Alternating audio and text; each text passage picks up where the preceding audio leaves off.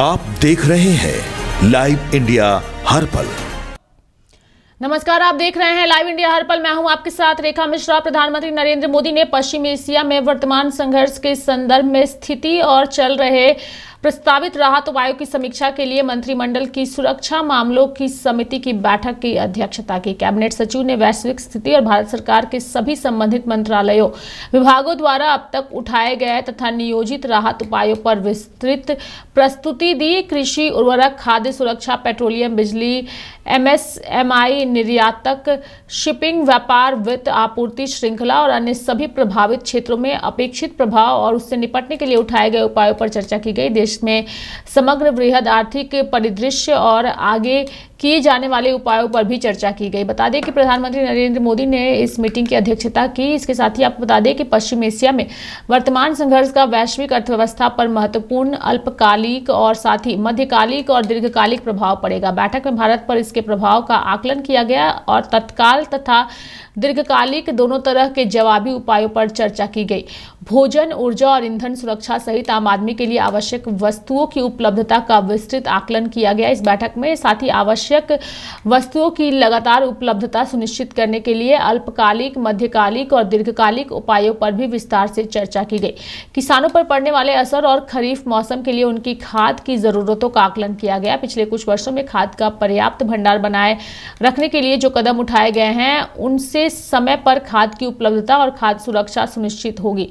भविष्य में खाद की लगातार उपलब्धता सुनिश्चित करने के लिए खाद के वैकल्पिक स्रोतों पर भी चर्चा की गई और यह भी तय किया गया है कि सभी बिजली संयंत्रों में कोयले का पर्याप्त भंडार होने से भारत में बिजली की कोई कमी नहीं होगी। यानी कि मिडिल ईस्ट में जो फिलहाल हालात बने हुए हैं उस हालात से निपटने के लिए प्रधानमंत्री नरेंद्र मोदी ने जो है वो अपने मंत्रियों, विभागों के अधिकारियों के साथ बैठक की है और उन्हें आवश्यक दिशा निर्देश भी दिए हैं। और वहीं पीएम मोदी की इस बैठक के बाद से सत्ता पक्ष और विपक्ष के नेताओं ने इस पर अपनी प्रतिक्रिया भी व्यक्त की।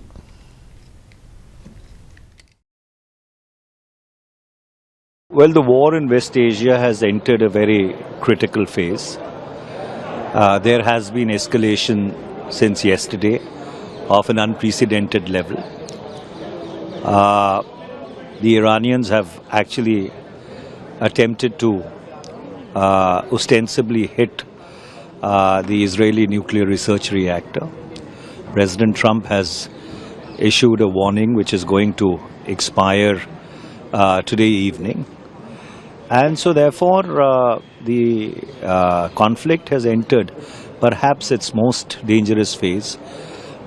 There are 3,000 ships which are idling in the Persian Gulf and in the Gulf of Oman.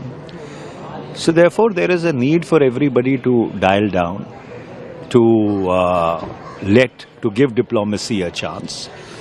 For energy consuming nations, the criticality of the situation only gets more dire every moment, because it is not only about crude oil, it is not only about natural gas, it's about fertilizer, it's about food, it's about pharmaceuticals, it's about essential life-saving drugs. So there is a whole supply chain which has been disrupted. We've entered a very, very, if I may say, sensitive phase in this conflict after 3 weeks of hostilities between Iran, Israel and the United States weighing in on the side of Israel. देखिए, ये संकट की घड़ी है। जैसा कहा जा रहा था कि युद्ध रुक जाएगा, ऐसा कुछ दिखता नहीं है। तृतीय विश्व युद्ध की आहट आ रही है और न्यूक्लियर वॉर अगर हो जाए तो पूरी दुनिया के लिए खतरा है। ऐसे में अगर डीजल के लिए, पेट्रोल के लिए या LPG गैस के लिए जो किल्लत है, अगर सरकार कह रही है कि कोई किल्लत नहीं है और ऐसे में ये मीटिंग भी हो रही है, गैस की कीमत भी बढ़ी है, तो मैं तो कहूंगी कि ये मीटिंग सिर्फ आपस में ना करके विपक्ष के लोगों के साथ मीटिंग करें। अभी सदन चल रहा है, यहाँ इस पर बहस हो ताकि लोग अपनी बात खुलकर कहें, अपनी राय दे सके, विचार विमर्श हो सके और तब सरकार को निर्णय लेना चाहिए, क्योंकि ये पूरे देश के हित की बात है और संकट की घड़ी है। देश की, भारत देश की भूमिका क्या है कोई बता नहीं सकता है। मिडिल ईस्ट में जो मिनी वर्ल्ड वॉर चल रहा है, mini world war, Iran, Israel, America, Lebanon, बाद में अंडरग्राउंड रशिया, चाइना और सब गल्फ कंट्रीज, ये बहुत खतरनाक मोड़ पर ये युद्ध आया है। भारत 140 करोड़ का देश है, सबसे बड़ा देश है, लेकिन आज तक प्रधानमंत्री हमारे मोदी जी ने इस युद्ध के ऊपर अपनी भूमिका, अपना मत व्यक्त नहीं कर पाए। ये डर किस बात का है? आप बताइए, आपकी भूमिका क्या है? आप इजरायल जाकर आए और युद्ध शुरू हो गया। आपने प्रेसिडेंट ट्रंप से एक गुलामी का एग्रीमेंट कर दिया है और आज युद्ध होने के 23 दिन बाद भी आपने भारत की भूमिका के बारे में स्पष्ट मत व्यक्त नहीं किया है। तो हाई लेवल मीटिंग का मतलब क्या है? इस प्रकार की हाई लेवल मीटिंग आप करते हो तो देश को बताना चाहिए, ऑल पार्टीज को बताना चाहिए कि हमारी भूमिका क्या है और हम आगे क्या करने जा रहे हैं। देखिए, पहले दिन से हम लोग यही बात कह रहे हैं। तब भाजपाई कहते थे कि इनको कौन सी विदेश नीति आती है। हम लोग पहले दिन से कह रहे थे कि भाई जैसे रूस ने, चीन ने अपने देश के हितों को ध्यान में रखते हुए बातचीत की ईरान से और वहां के जहाज आ रहे हैं, उनका काम नहीं रुक रहा है। ऐसे ही भारत को आपने संकट में जानबूझ के डाला। 13 दिन के बाद कुंभकर्ण की नींद से सरकार जागी और तब उन्होंने बातचीत की राष्ट्रपति से वहां के। पहले क्यों नहीं की? भारत से और ईरान के रिश्ते तो बहुत अच्छे थे। आपने तो जबरदस्ती जाके गड़बड़ करके रिश्ते और देश को संकट में डाला। और संकट में डाला, मैं ये बात इसलिए कहता हूं कि देश की जनता को नहीं पता था, लेकिन प्रधानमंत्री को पता था, विदेश मंत्री को पता था कि 60% कच्चा तेल उसी हार्मोज समुद्री मार्ग से हिंदुस्तान आता है, 50% गैस उसी समुद्री मार्ग से हिंदुस्तान आती है जो ईरान के कब्जे में है।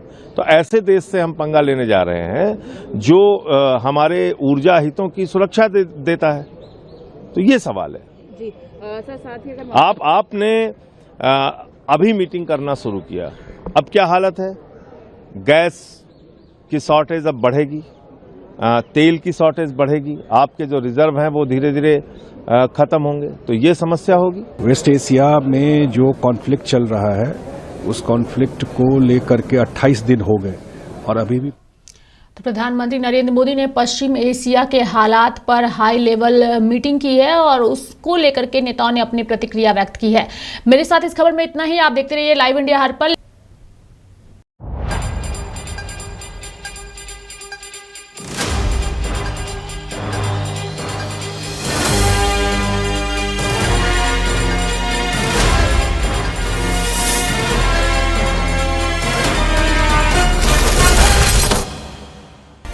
आप देख रहे हैं लाइव इंडिया हर पल।